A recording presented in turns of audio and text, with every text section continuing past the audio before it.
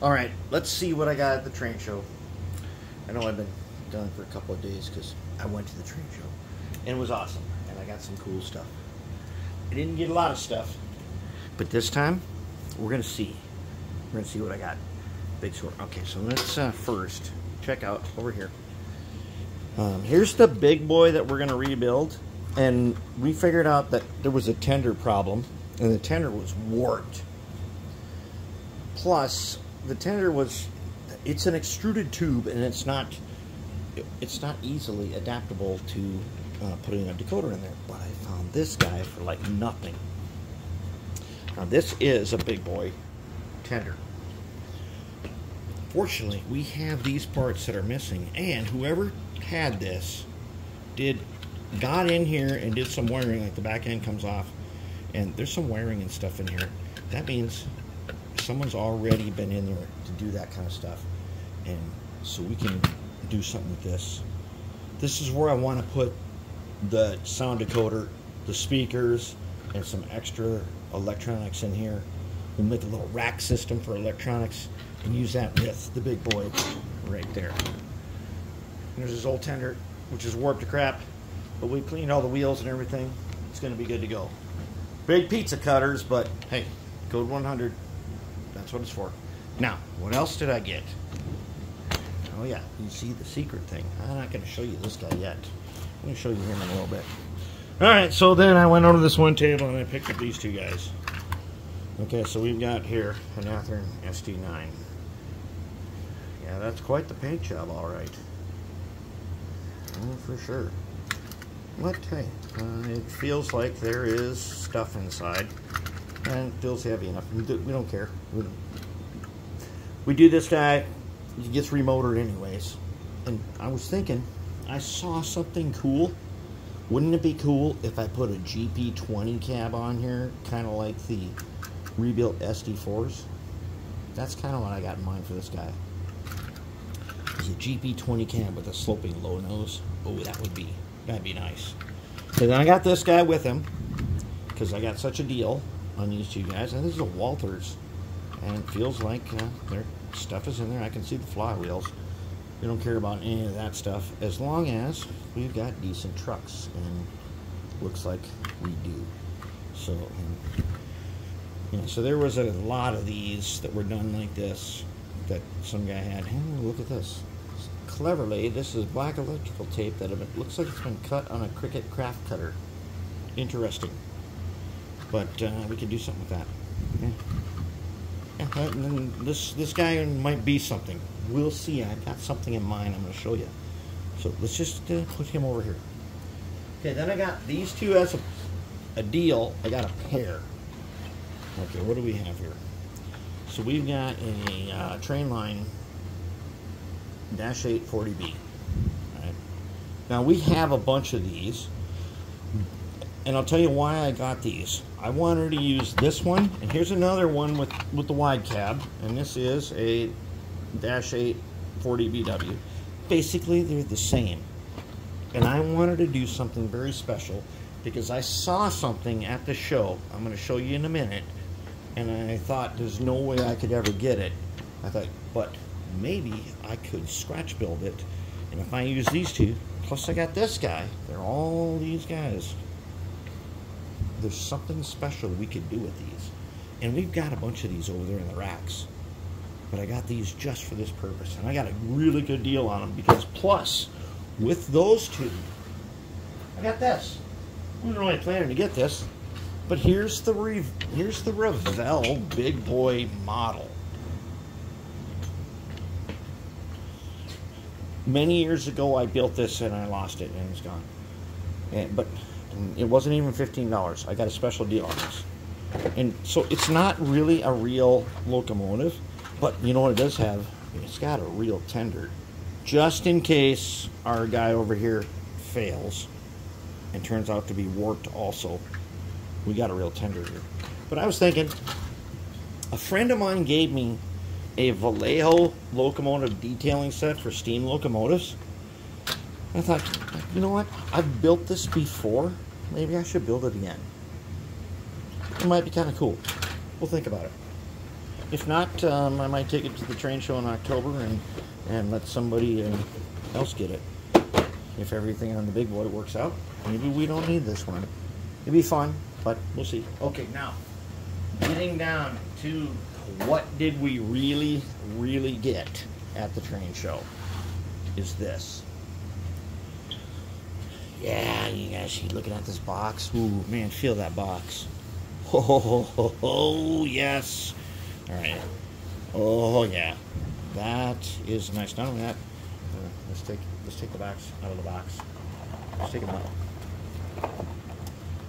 Okay. Before I unwrap them, let's look on the back side. Somebody wrote on here a date. 8/27/68. Run on 24-inch radius.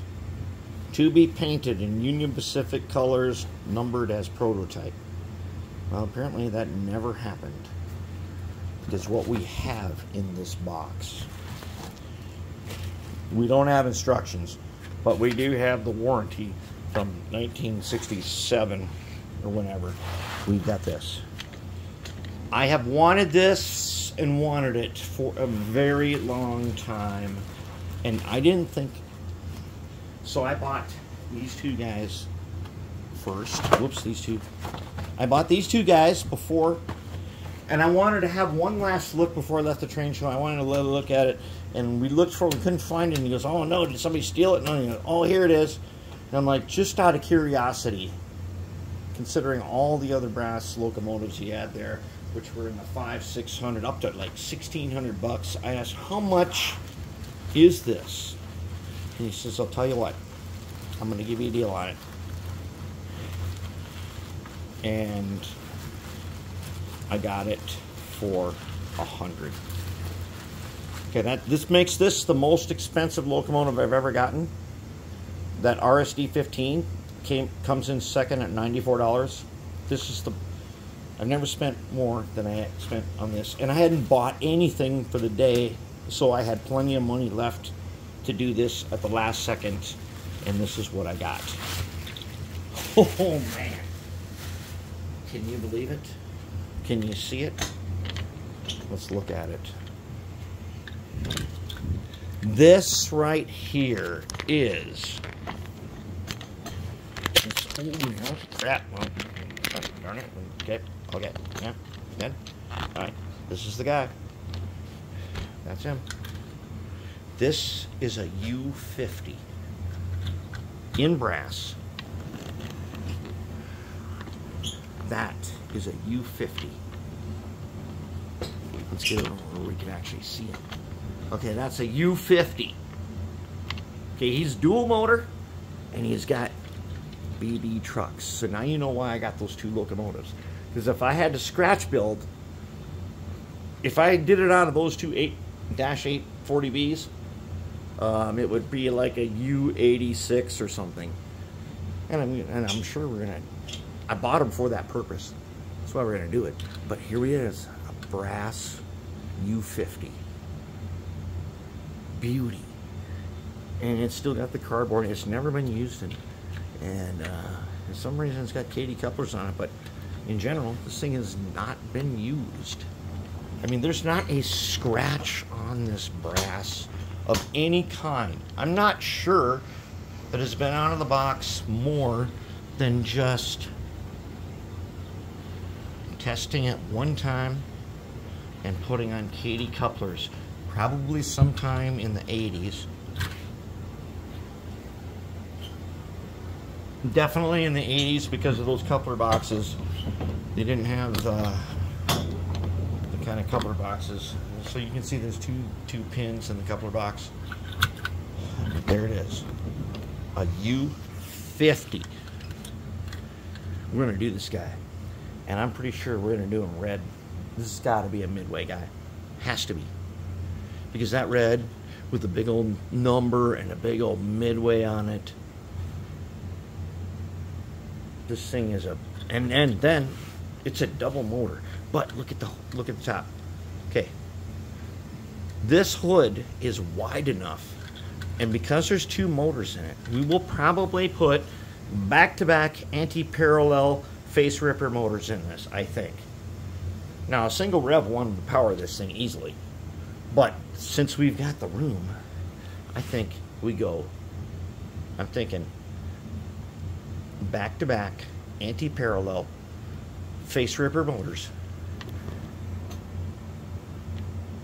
And that is a beauty. And we can make this guy do 15-inch radius. I know we can. You know, no trouble whatsoever. But I also bought a thin wall cab set for those other two. If we decide to make the U86, where I got a special cab for that.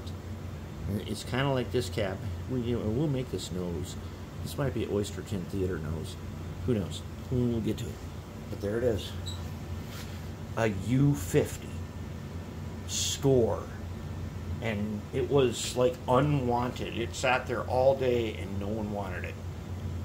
And it was the cheapest piece of brass on the table, which surprised me. I thought it would have been one of the most expensive ones, and I thought I would never be able to get it.